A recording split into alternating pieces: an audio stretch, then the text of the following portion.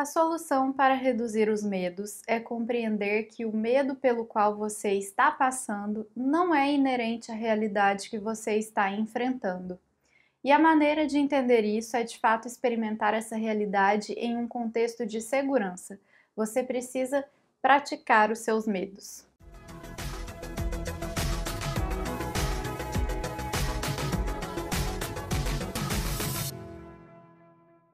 Oi, gente! Eu já falei de onde veio a nossa ansiedade no primeiro vídeo dessa série que você pode assistir clicando aqui. No segundo, conversamos sobre o mecanismo geral de funcionamento da ansiedade que você também pode ver clicando aqui. Agora, no terceiro e último vídeo sobre a ansiedade, a gente vai falar da parte que talvez mais te interesse: como lidar com a sua ansiedade. Lembra nos vídeos anteriores que a gente conversou sobre a ansiedade ser uma manifestação do medo certo na hora errada? Outro ponto é que às vezes a gente se confunde na hora de medir o tamanho da ameaça. Vou usar como exemplo o medo de andar de avião. Por exemplo, eu já li que a probabilidade de um acidente aéreo acontecer é de 1 a cada 67 mil voos e que a chance de um acidente com morte ocorrer é de 1 para cada 345 mil voos.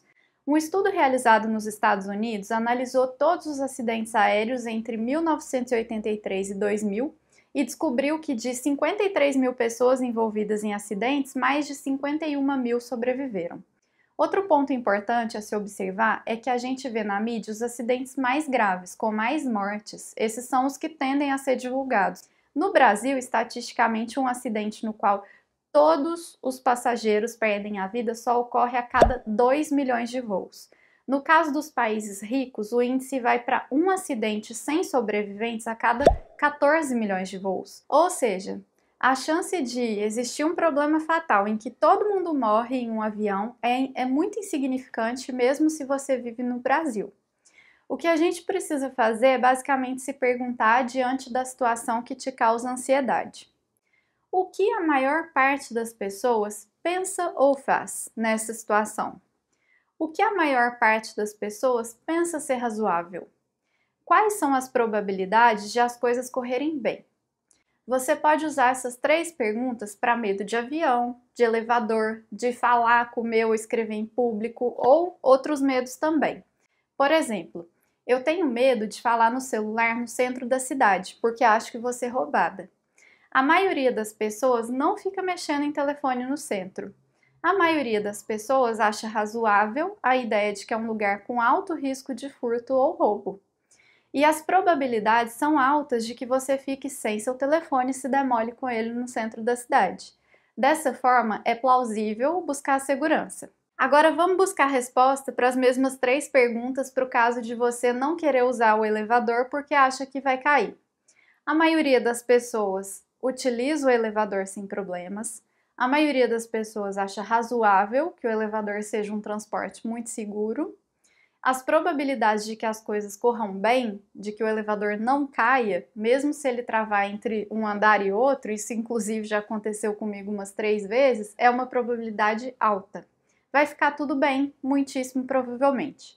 Fazendo essas perguntas, você descobre que seu medo, que é real no quesito sentir, você realmente está sentindo medo, não está calcado na realidade.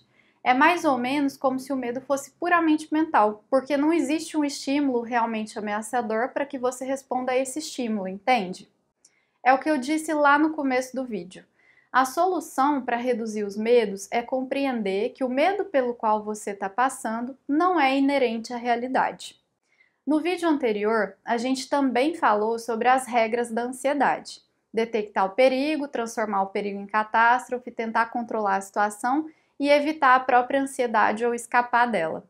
O que a gente precisa fazer para lidar com a ansiedade, de acordo com o autor do livro, é trocar essas regras antigas, que não funcionam bem no nosso ambiente atual, por regras novas. Observe esse quadrinho para ver as trocas necessárias. A regra 1, detecte o perigo, vira: veja as coisas de maneira realista. A 2, transforma o perigo em catástrofe, se torna: normalize as consequências. A 3, controle a situação, vira: abandone a necessidade de controlar. E por fim, a 4, evite sua ansiedade ou escape dela, se torna: assuma sua ansiedade. Eu sei que você deve estar pensando: Ah, mas se fosse simples assim, todo mundo conseguia. Mas o mais engraçado é que o raciocínio é simples mesmo, e se você realmente se propuser a testar, vai descobrir que pouco a pouco consegue desafiar a sua ansiedade do jeito certo. É pensar mais ou menos isso aqui. As coisas são bastante seguras. Meus pensamentos, sentimentos e sensações são simplesmente minha imaginação e meu estado de alerta.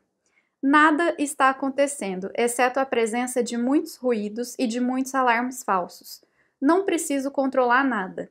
Na verdade, vou deixar que todo esse estado de alerta causado pela ansiedade se vá. Vou me render a ele, vou flutuar sobre ele, vou observá-lo, vou até me divertir com ele.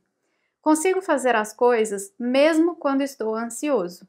Na verdade, aprenderei mais e ficarei mais forte se fizer as coisas quando estiver ansioso.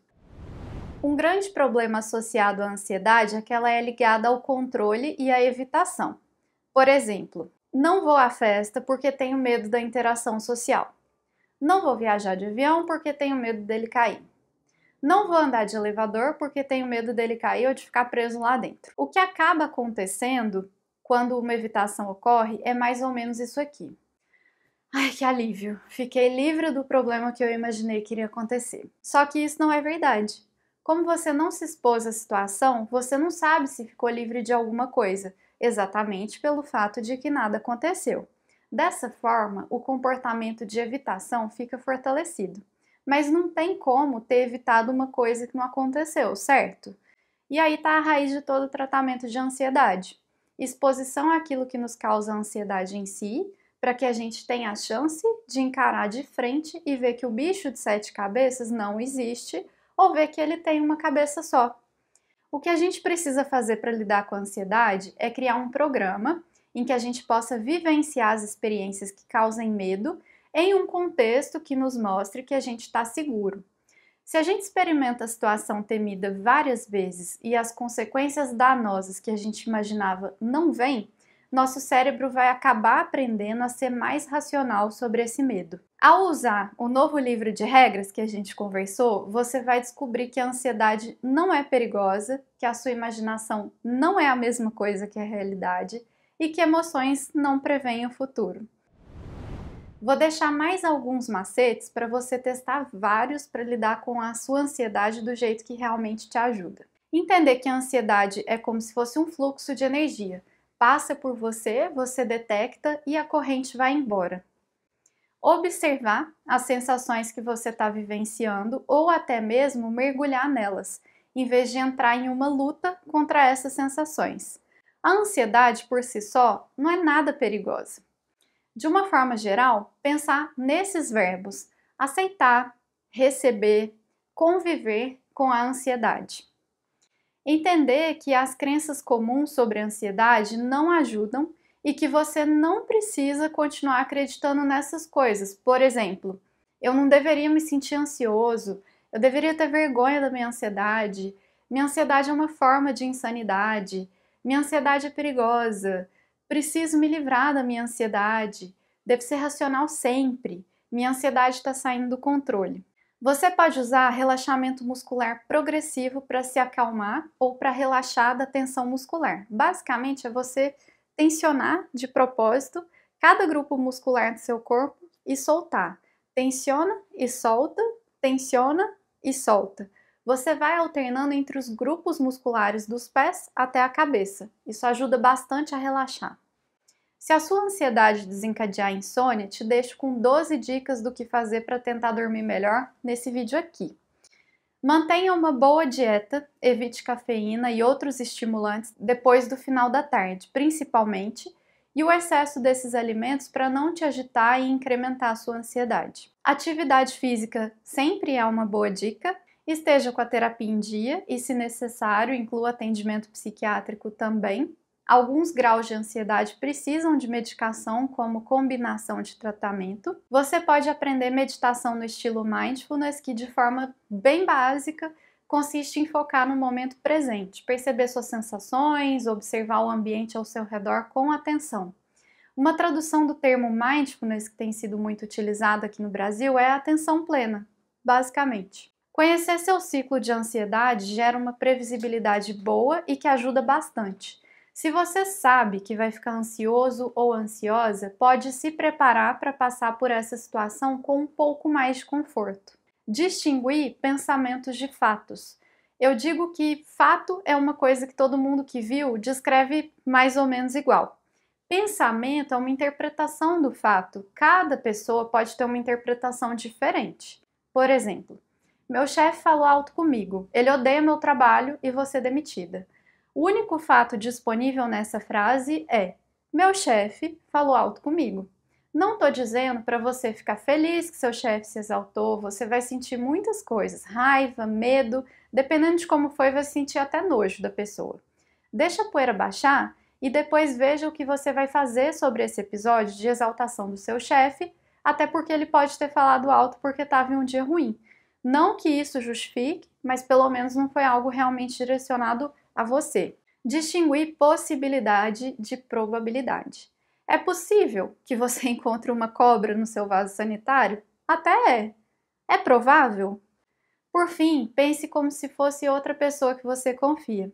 Se você está diante de algo que te causa ansiedade, tente imaginar como fulano, que é uma pessoa que você confia muito, lidaria com isso e tente imitar da melhor forma possível o que fulano faria nessa situação. Espero que essas dicas te ajudem a conviver melhor com a sua ansiedade e, principalmente, que eu tenha conseguido te convencer que lutar contra ela é totalmente contraproducente. Até a próxima!